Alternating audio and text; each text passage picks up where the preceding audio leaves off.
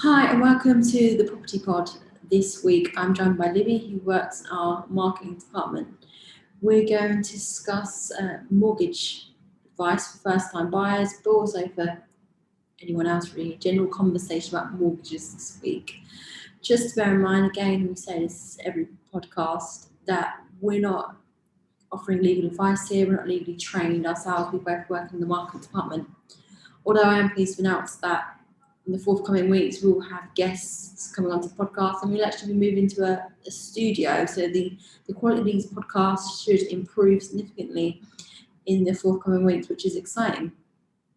Also, before we begin, can I ask, if you haven't already, please to subscribe, and if there's any bells or notifications in the platform we post on, for you just to click and tap on those so you get notifications when we post videos and upload podcasts. That'd be fantastic.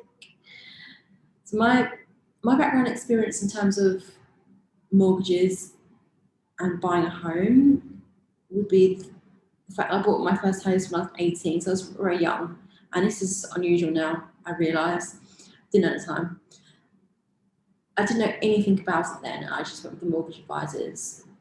So completely was led by the estate agent when buying the house, everything, all the typical things you do when you're young. Because of that, you don't quite know what you're doing and you can make mistakes. So we're hoping that this podcast will help inform you. I have a son as well. I keep saying and I've said I wouldn't do that in previous comments, but I'm still doing it. It's a real hazard. It's very easy to do, isn't it? I say like. Or like. So my son, who is 20 now, he's also looking at buying his first home. So I'm just kind of reliving that first time home experience, which I thought was quite good to bring into the podcast and what we do here. Likewise, there's one or two conveyancers that have worked here that have also been recent first time buyers. So I'm kind of speaking from a point of view of having a reasonable level of experience when it comes to this topic, just because of personal experience as well as working at a law firm. So Libby's going to start us off. We've got 10 questions we're going to run through. These are like the basic 10 questions people generally ask concerning mortgages, and I'm going to try and answer them best I can. So over to you. Yeah, super easy question to begin with. What is a mortgage and how does it actually work? So a mortgage is a loan which is on a property or a piece of land. Most mortgages run for 25 years, although that term can be shorter or longer depending on your needs. The loan is secured against the value of your home until it's paid off. So therefore, if you miss a payment, they can repossess or take back effectively the house you've purchased and sell it to get their money back. We'll talk about this more going into the podcast. That sounds very scary, I appreciate, but it's extremely rare, and I'll go into why later on. Okay, and are there different types of mortgages? Yes, so there's two types of mortgages. There's a fixed rate and a variable rate. Fixed rate is regarding the interest. The interest, if it changes, will stay the same for a number of years, so you basically fix your mortgage for a period of time. So this is really good to do when the interest rate is low, because you've fixed it for that period of time and they have to honour that agreement. A variable means that you are paying your mortgage based on the interest rate at the current time, so it can then vary, which is what's called variable. There are different benefits and perks to doing one or the other. A lot of these are to do with the overall cost you'll charge to remortgage, etc., etc. So this is something you really need to look into and discuss with a financial advisor. Typically for a first-time buyer, I would personally, if it was my son, I'd recommend a fixed rate. If the interest rate was low, if at the time it was quite high, I'd say variable, standard variable, see what happens with the economy, and then when it goes low, go on a fixed rate. Again, please don't take that as gospel. I'm not giving you financial advice. That's just my personal opinion. That's what I would advise my son. That's just personal opinion. Okay, and how do I know if I'm actually eligible for a mortgage? So if the first thing I would do is do a check online and see whether how much you can borrow. That's the most important thing. It's more the case of how much can you borrow rather than you're entitled. There are certain things that mean you may not be entitled. For example, I'm not sure how you stand if you have CCJ, because a CCJ is normally when you have an outstanding debt, therefore you owe money to a person and you've had to go to court in order for that payment to be made. So the court has effectively said, you've not paid this, we're now going to put this order on your credit history, you have to pay this. It's far more limiting and barring than a default or having a bad credit history. It actually tells a mortgage lender you have been to court because you've not paid your debts. And in order to go to court for not paying your debts, you've not paid them for a long, long time. It's hard to get into that situation. So that may preclude you from having a mortgage. The other way you can check is by going online. So if you have your bank, checking with your bank, also comparison sites, and speaking with a mortgage advisor. And what if I actually have a bad credit score? So if you have a bad credit score, you're not discluded from having a mortgage. You can still get a mortgage. There's a lot of mortgage firms that actually specialise in this.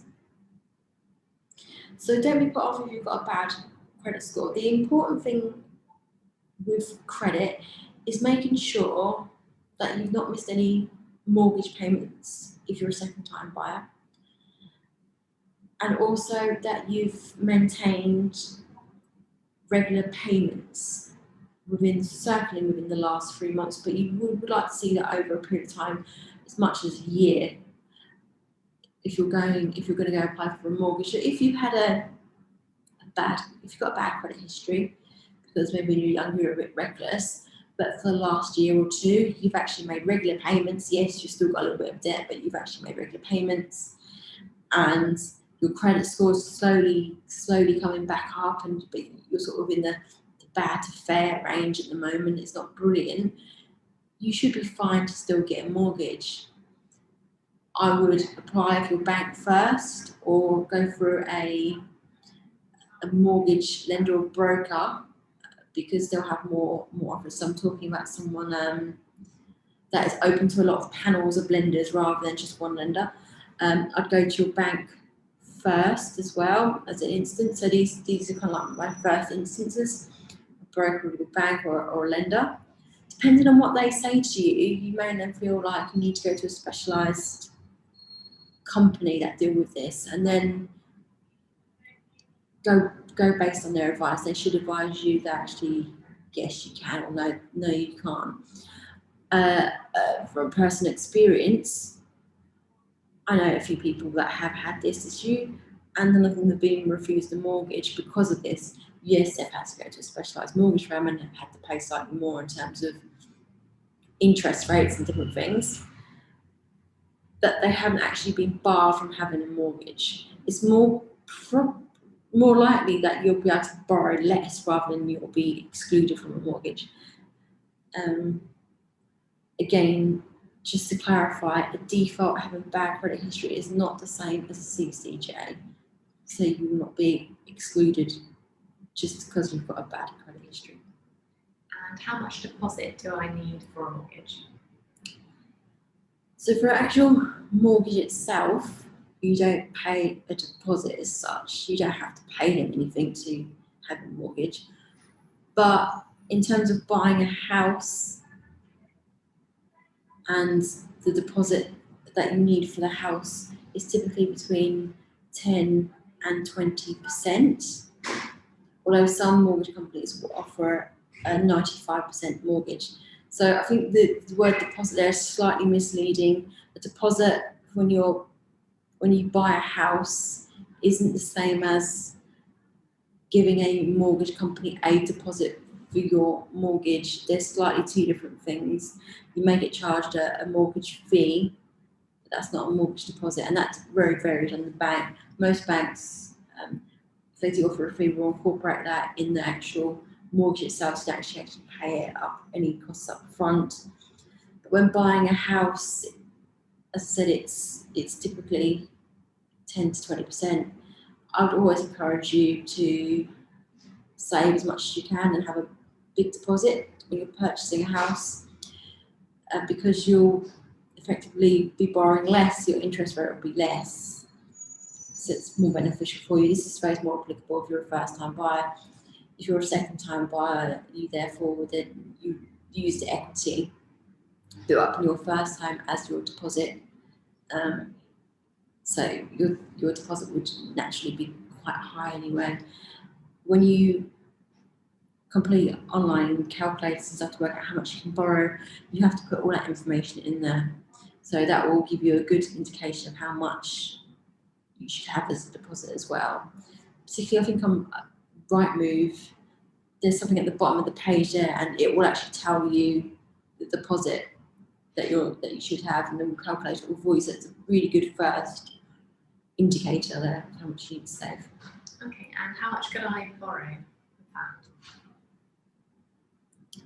So how much you can borrow for a mortgage is very much dependent on your income, but also as well your personal circumstances.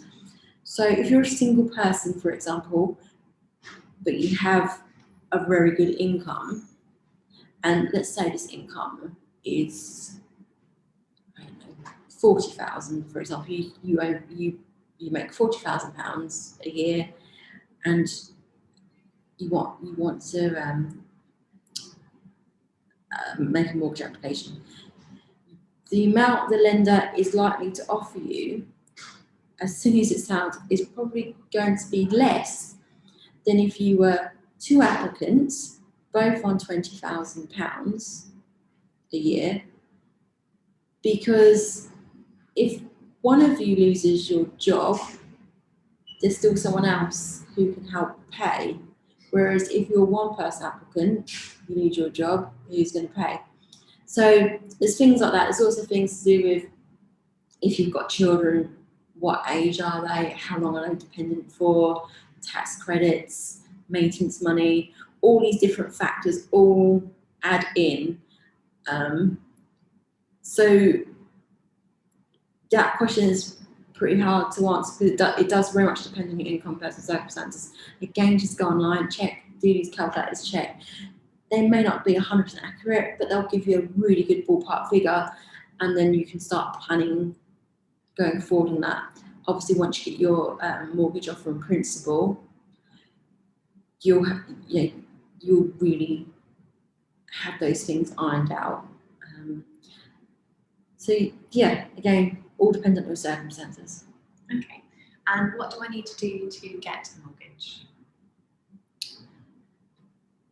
So to get a mortgage, you need to have a regular income. You need to have proof of a regular income. You'll need a deposit to put towards your house because no mortgage company will lend you 100% of the value. You need to have a credit history, and for the benefit of 99% of the cases, I wouldn't advise that you have a CCJ either. So they're the basics. Okay, and how often will I have to repay my mortgage? So typically repayments are made once a month. So you make a repayment once a month. You can pay more of your mortgage. If it's a large sum, you may need to seek some legal advice or some financial advice regarding that. There may be early repayment charges, and they may apply to large amounts. For example, if you were to inherit some money and you want to pay 30,000, 40,000 off your mortgage, A, you're really lucky, but B, you may need to have some kind of legal documentation for that, and then your mortgage lender may charge you, because effectively what you're doing is you will end up then paying it off early, which will mean the contract you've had with them slightly changes, because they'll be slightly out of pocket in terms of interest they can charge you. And what is the difference between interest only and repayment mortgages? So interest only is when you only pay the interest of the money you've borrowed, so that the capital that you borrowed will sit there. This was really popular when I was a child, in the sort of 70s and 80s, because property was relatively cheap. You could buy a property for £5,000. I know it sounds ludicrous now, but you could, yeah. So if you can imagine, Makes me a bit sick. you bought a property in the 80s, let's say, and what it's now worth, you're going to have no trouble in paying that off. So that's where the interest only. First, I believe, again, this is not my area of expertise, but as a personal recollection, that's where it kind of become popular in terms of houses were quite cheap to buy, and there was an expectation over years they would go up in value. Nowadays, it's really hard to say. The property prices are quite high. Obviously, they go up in line with inflation and how much everyone's paid, etc., etc. It's something that's very easy to look back on in terms of being reflective and using the narrative of the 1980s, because I've lived through it. No, I'm just giving away my age. But in terms of now, I wouldn't like to go into the realms of what one is best. Just giving you the facts that interest is, you only paying the interest, is actually quite, if you're struggling financially, that could be something that you maybe need to look at with or discuss with your mortgage provider, possibly, just paying off the interest. Again, you need to seek financial advice on that and do far more research beyond this podcast, because I can't really advise you on those sort of topics. And repayment is you repay the interest and the loan amount. Typically, the payments are a lot higher because you're doing that. So you're paying the interest. Say the interest is £200. You'll then pay sort of £300 will be off the actual capital itself, the actual loan amount. So gradually, the money you owe the mortgage company will go down, so you don't have to sell your house or remortgage and pay it off, which you would do with a interest only mortgage. I hope that makes sense. It's got a little bit pushed my knowledge in, that did. And what happens if I miss my mortgage repayments? So there's several steps if you miss your mortgage repayments. If you feel you're going to miss a mortgage repayment, particularly in COVID times, like we've had this, you can get a payment holiday, and you can ask for a payment holiday. I believe currently mortgage companies have to give you a payment holiday. I believe so. Do check that. Always have a conversation first with your mortgage and then say, I'm struggling, I've lost my job, whatever the reason is, have a conversation, say no. They may be able to waive the charges for you. They may be able to help you, as I said, with the payment holiday. If you do miss a payment, then it's classed as arrears, which will need to be paid back. Now, some mortgage providers, lenders are happy with arrears for a certain period of time. Maybe happy is the wrong word, but they're okay with it.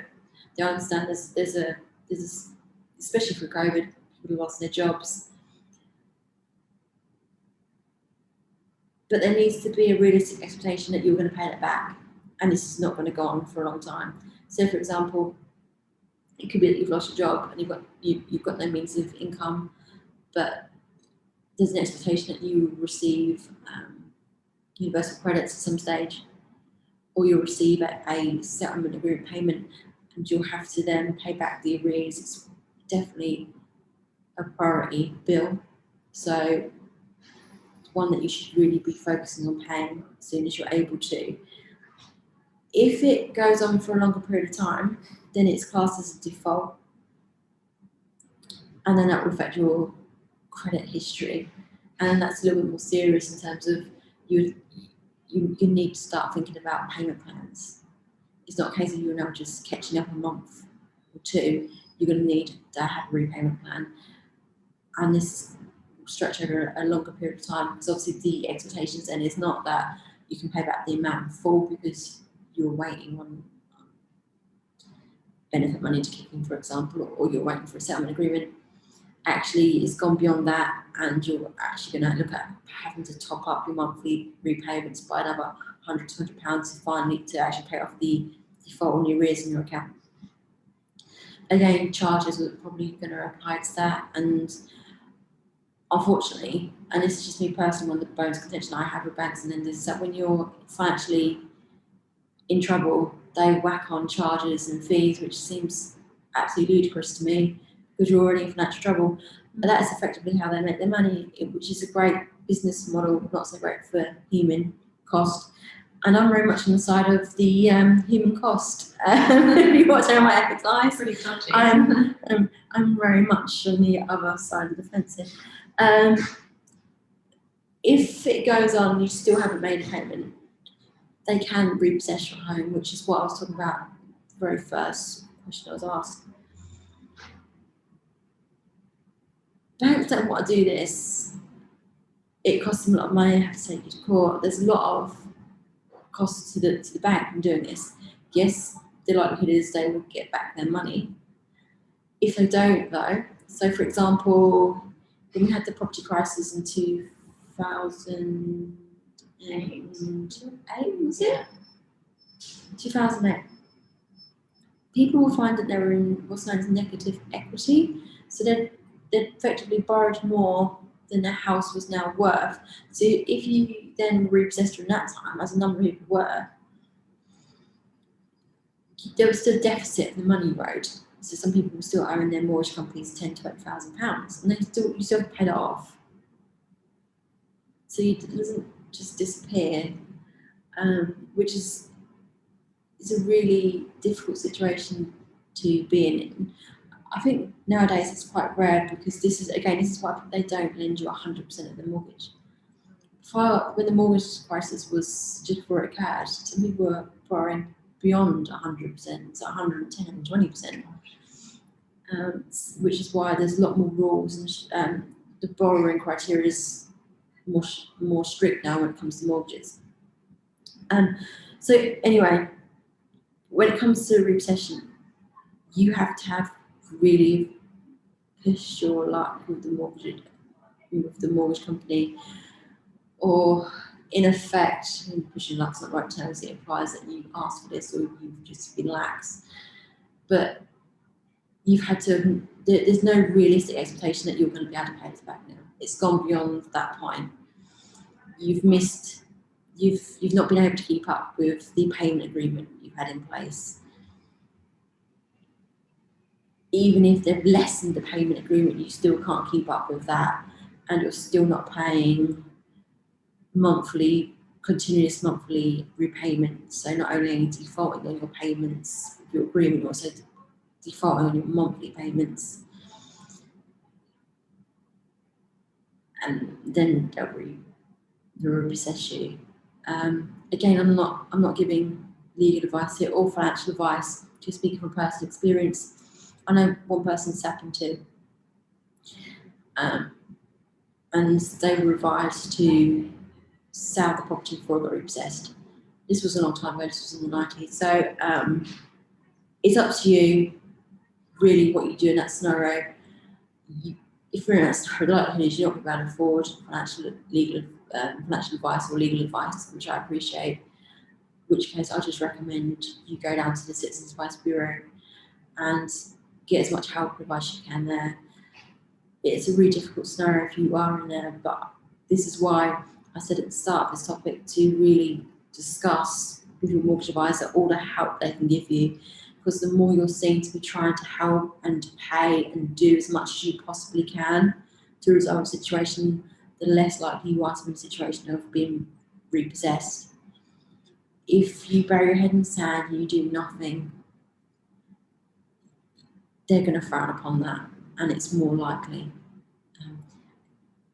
That's my first. Sorry, that sounds really dark. Can we can we have a more cheerful conversation? Yeah.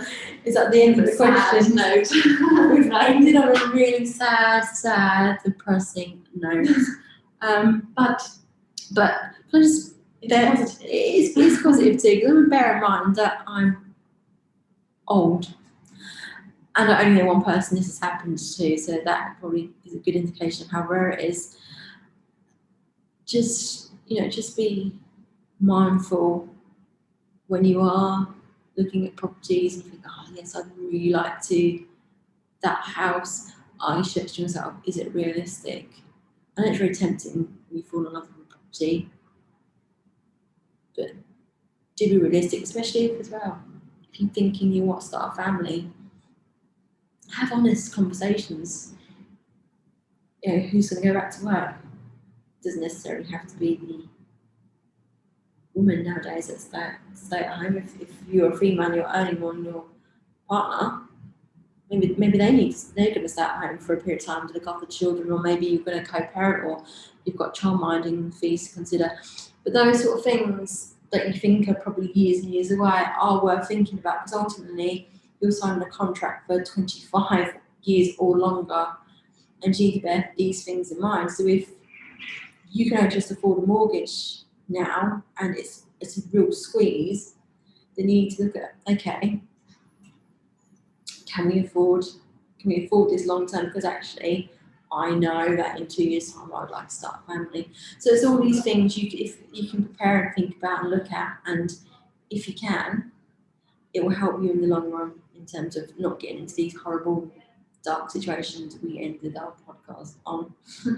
So I hope that's helped. Anyway, I hope it's been an interesting podcast. As I said, we'll be inviting guests on in the next for coming weeks. We will be moving to a studio to do this. So you will unfortunately no longer hear the buses going past our office and the seagulls, which will be a great loss, I'm sure.